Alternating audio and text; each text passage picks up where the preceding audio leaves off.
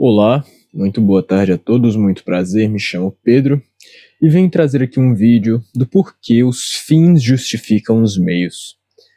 Bom, antes de mais nada, esse é um canal focado em trazer vídeos sobre filosofia e um pensamento mais crítico e cético sobre o mundo, então se você gosta de canais que parecem mais com uma conversa e abrem um debate para que você possa opinar sobre o que você quiser nos comentários, se sinta bem-vindo.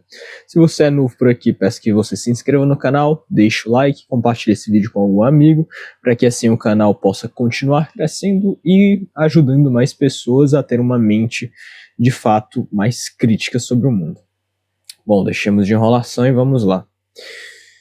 Por que os fins justificam os meios? Muitas vezes nós evitamos de entrar nesse tema porque gera polêmica. É instintivamente polêmico. E eu concordo com isso.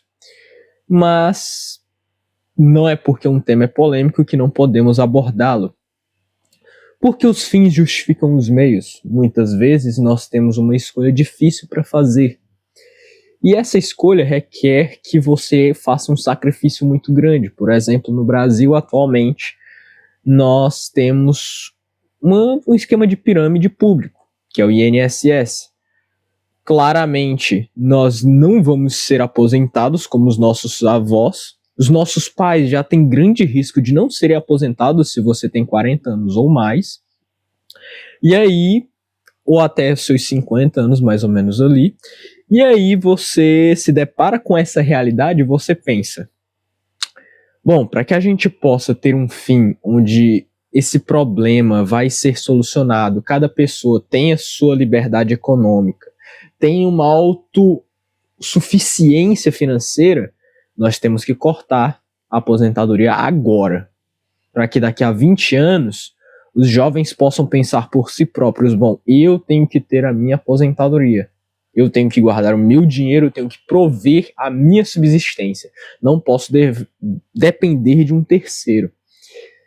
Mas para isso acontecer, você tem que tomar a difícil decisão de fazer diversas famílias passarem fome agora. E aí você se pergunta, Pedro, mas que tipo de monstro você é? Você cortaria a aposentadoria se eu tivesse no poder? Sim. Porque, querendo ou não, no fim do dia, todo mundo sabe que não tá nascendo mais criança. O esquema de aposentadoria no início, tinha poucas pessoas acima de 60 anos de idade,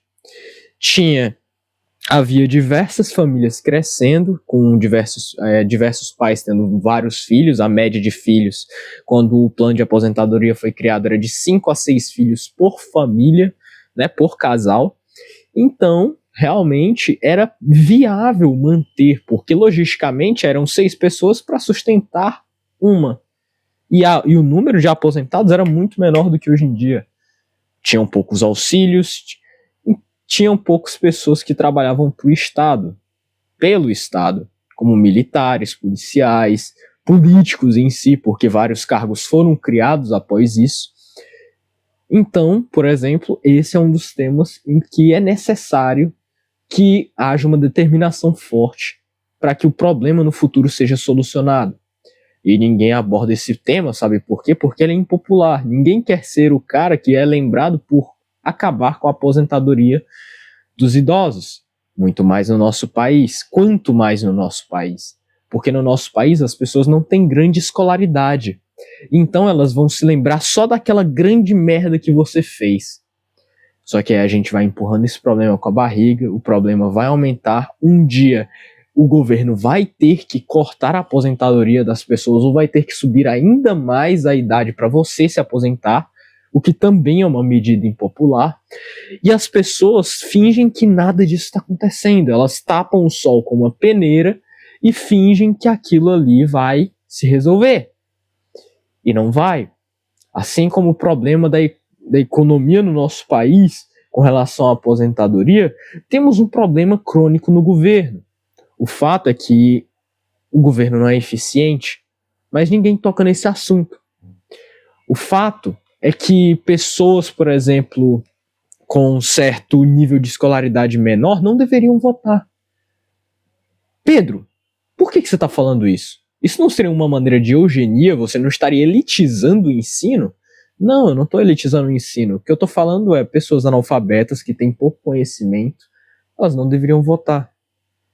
Simples, porque se uma pessoa não tem a mesma capacidade interpretativa que eu, que você que está vendo esse vídeo, que ela não consegue ler um artigo, que ela não consegue interpretar um texto, como é que ela vai, por exemplo, ver os projetos de um candidato? Como é que ela vai se basear, por exemplo, nos valores sequer morais que aquele candidato traz? Eu já não acredito na política do nosso país de maneira alguma, mas você acreditar que uma pessoa analfabeta deveria ter o mesmo poder de voto que você, eu creio que você pode ser melhor do que isso.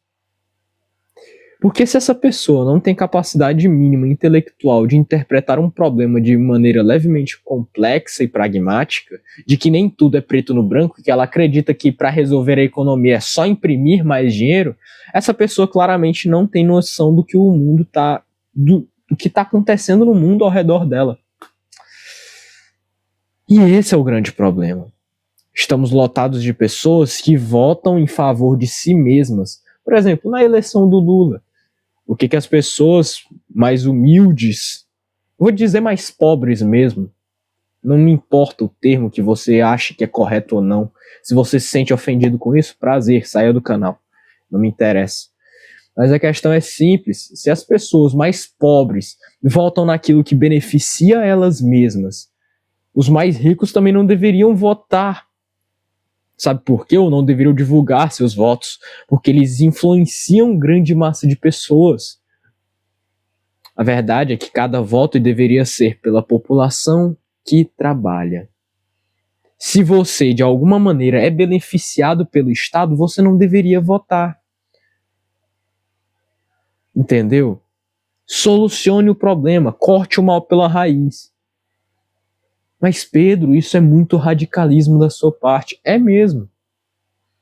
Porque o país está uma merda justamente porque, sei lá, uma a cada 5 pessoas é analfabeta, as escolas não dão ensino de qualidade, você vê verbo to be do fundamental até o último ano do ensino médio, você sai da escola mal sabendo falar português corretamente,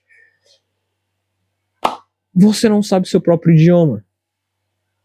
E aí você vem me dizer que a solução é a gente manter tudo como está, vai votar em algum cara que vai mudar tudo isso. Não vai. A Constituição tem que ser toda refeita, várias pessoas vão ser prejudicadas sim em cima disso, e você tem que saber que isso é necessário. Eu não estou falando só isso com relação à economia, política, eu estou falando com relação a qualquer termo na sua vida. Até para você chegar ao céu, é necessário que você morra. Então, se você é um cristão, você devia estar bem ciente de que, para eu poder melhorar, para eu poder chegar a um fim último melhor, eu tenho que me lascar muito no caminho. Os fins justificam os meios. Você pode discordar disso e viver numa bolha, ou você pode enxergar a realidade e ver que isso é um fato, não é uma coisa que eu quero que aconteça. É o que é necessário. As pessoas fogem do problema com a esperança de que quando elas retornarem, o problema já vai ter morrido de fome. O problema só cresceu porque foi devorando os outros idiotas que ficaram pelo caminho. Você pode não ter a solução sendo um só, mas a história demonstra que as revoluções foram necessárias para que assim fosse criado um sistema um pouquinho melhor. A democracia é uma degeneração da república e a república é uma degeneração da monarquia, que por si só é o modelo correto. O comprometimento é necessário para que a causa final seja atingida. Se você acha que alguma coisa pode ser resolvida no nosso país sem derramamento de sangue, sem uma abdicação de bebidas, sem uma abdicação de benefício para os outros e sem uma abdicação de festanças mesmo, de fato, e dessa cultura degenerada que a gente está atualmente, se você acha que sem nada disso nosso país vai melhorar, bom, eu acho que não sou eu que sou tão louco assim. Bom, que Deus abençoe cada um de vocês. E esse é só o começo. Valeu.